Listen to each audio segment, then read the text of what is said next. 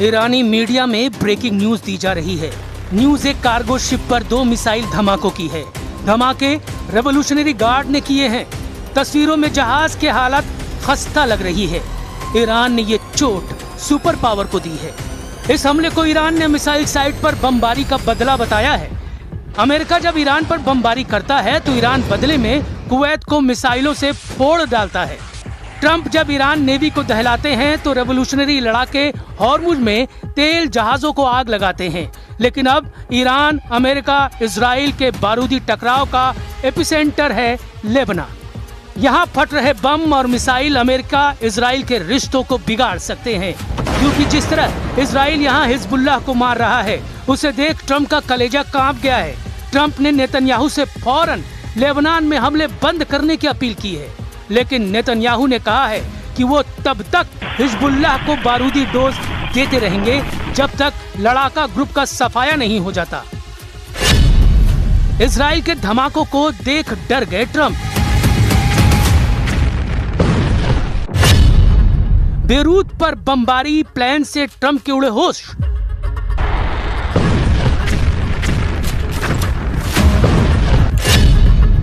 Trump ने कहा, बीबी तुमसे सब नफरत करते हैं।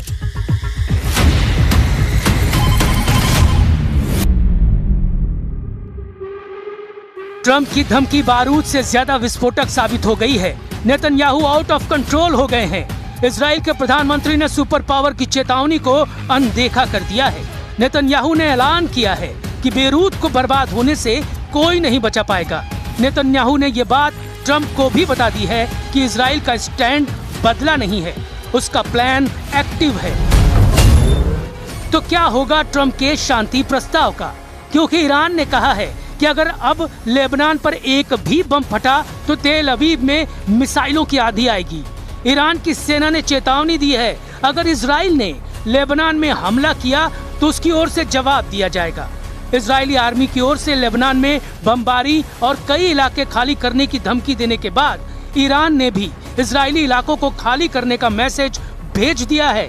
ईरान के खातम अल अंबिया सेंट्रल हेडक्वार्टर से इब्राहिम ज़ुल्फ़ागारी ने नेतन्याहू के नाम पैगाम भेजा है। قرارگاه مرکزی حضرت خاتم الانبیا صلی الله علیه و آله و سلم دقایقی پیش با هشدار به نخست وزیر رژیم صهیونیستی اعلام کرد نتانیاهو در ادامه شرارت‌های خود در منطقه ضاحیه و بیروت را تهدید. ईरान फिलहाल हॉर्मुज फ्रंट पर पूरा फोकस बनाए हुए है। ईरान ने अमेरिका के हमलों का बदला लेने तक का ऐलान कर दिया है।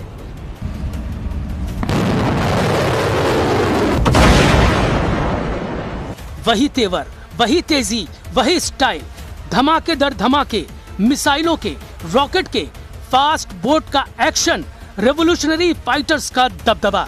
ईरान ने अमेरिकी गुरूर को फिर से तोड़ दिया।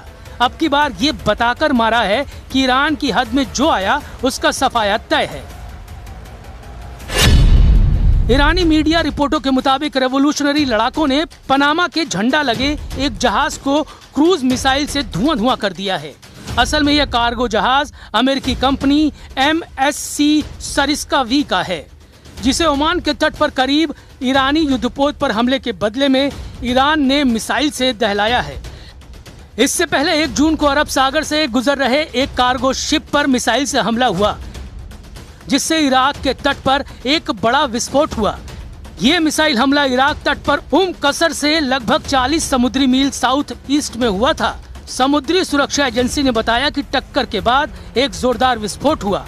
यूके MTO ने मिसाइल हमले से प्रभावित जहाज की जानकारी साझा नहीं की है। इधर ईरान ने अमेरिका के साथ सभी तरह के संपर्क रोकने की बात कह दी है।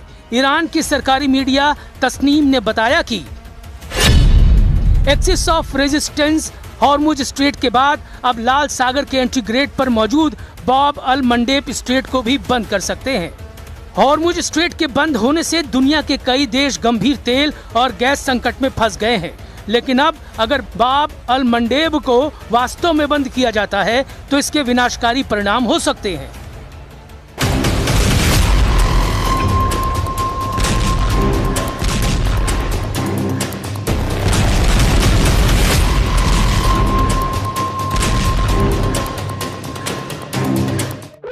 ईरान ने दूसरा ऑयल रूट बंद किया तो हाहाकार मचना तय है, क्योंकि बाब अल मंडेब को गेट ऑफ टीयर्स यानी आंसुओं का द्वार भी कहा जाता है।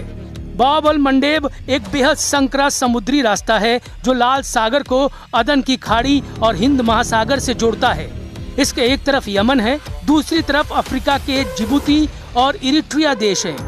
अपनी सबसे सकरी जगह पर यह सिर्फ 26 से 29 किलोमीटर चौड़ा है।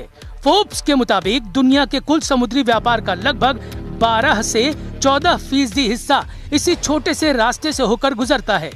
एशिया से यूरोप जाने वाले लगभग सभी कमर्शियल कंटेनर जहाज यहीं से निकलते हैं।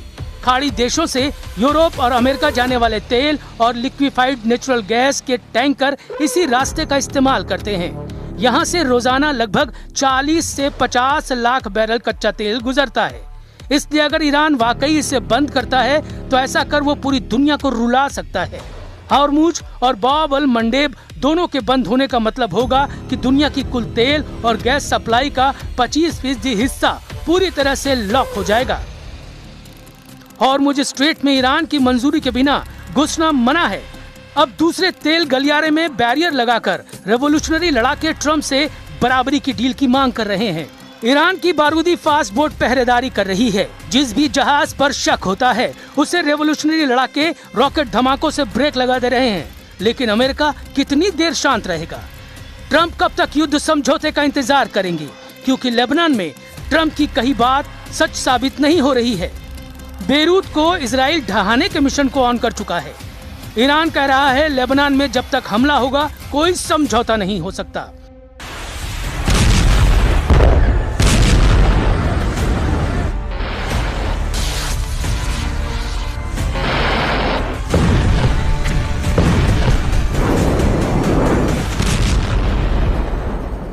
کردیم و کماکان تأکید داریم بر این نکته که آتش بس در لبنان بخش لاینفک هر گونه آتش بس و هر گونه توافق نهایی برای خاتمه جنگ هست. ट्रम्प और ईरान की धमकियों के बाद इजराइल हमले बंद क्यों नहीं कर रहा है तो उसकी वजह जान लीजिए। दक्षिणी लेबनान में हिजबुल्लाह लड़ाकों के ड्रोन हमले में इजरायली डिफेंस फोर्स का एक सैनिक मारा गया है और 3 सैनिक घायल हो गए हैं। ये हमला ब्यूफोर्ट किले के आसपास की रणनीतिक पहाड़ी पर कब्जा करने के एक दिन बाद हुआ है। मारे गए सैनिक की पहचान 20 साल के स्टाफ सार्जेंट एडम जारफती के तौर पर हुई है, जो इजराइल डिफेंस फोर्स की कमांडो ब्रिगेड की मैगलन यूनिट में तैनात थे।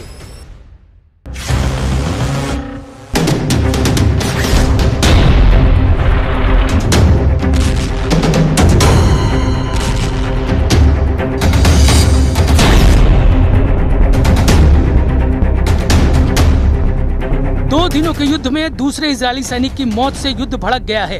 हिजबुल्लाह लड़ाके अब रात में फर्स्ट पर्सन व्यू ड्रोन की बौछार से इजराइल को दहला रहे हैं।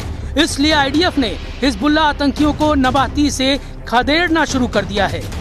इजराइल ने धमकी दी है कि नबाती में रहने वाले लेबनानी नागरिक इलाके को जल्द खाली कर दे। नागरिकों को जहरानी नदी के उत्तर भाग जाने की चेतावनी दी गई है। इजराइल ने दक्षिणी लेबनान में एक बड़ा बफर जोन बना लिया है।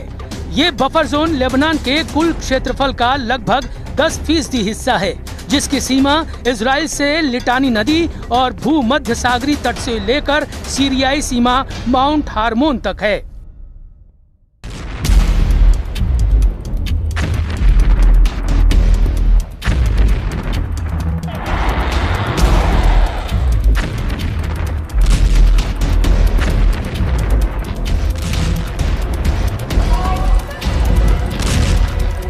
हालांकि हिजबुल्लाह के गढ़ कहे जाने वाले बेरूत में अब भी लड़ाका ग्रुप का कंट्रोल है। हिजबुल्लाह चीफ नईम कासिम ताज पोशी के बाद सबसे ज्यादा दिन तक इजराइल को चैलेंज दे रहे हैं। इजराइल के लिए सबसे बड़ी मुश्किल ट्रम्प की बढ़ती नाराजगी है। अगर ट्रम्प ने इजराइल का साथ छोड़ा तो युद्ध में नेतन्याहू अकेले पड़ जाएंगे। बिना अमेरिका के इजराइल कितने दिन युद्ध में टिक पाएगा समझना मुश्किल नहीं, क्योंकि अब तो इजराइल के अंदर ही नेतन्याहू का भारी विरोध शुरू हो गया है।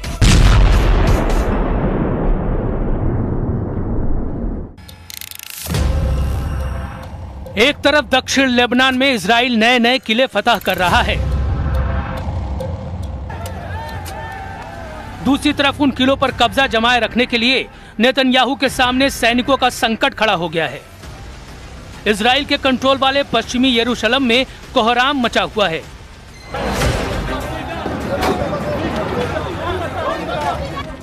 पश्चिमी यरूशलेम में पुलिस बैटन से पीट रही है। ये हंगामा करने वाले हैं हारेदी प्रदर्शनकारी। इन्होंने सेना में भर्ती के खिलाफ मोर्चा खोला हुआ है। हारेदी यहूदियों की रैली नेतन्याहू को बार बार चैलेंज कर रही है।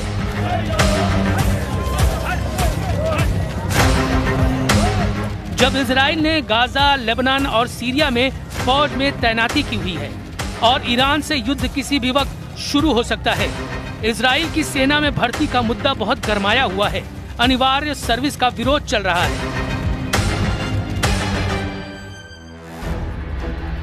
इस विरोध का सेंटर पॉइंट वो हारेदी यहूदी समुदाय है जो नहीं चाहता कि उस पर सेना में अनिवार्य सर्विस का दबाव डाला जाए।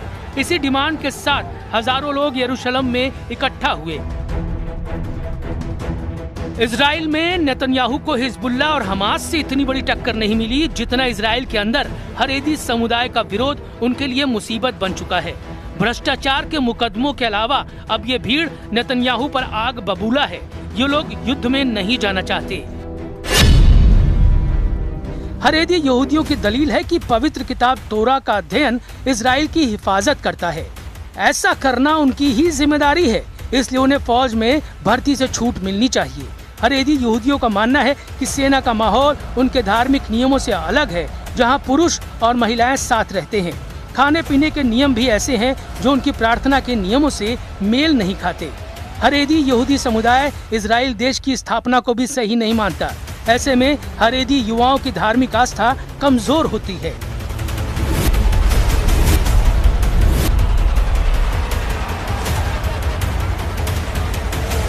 अभी तक हारेदी यहूदी समुदाय को सेना में भर्ती से छूट रही है, लेकिन सुप्रीम कोर्ट के आदेश के बाद इसे खत्म किया गया है।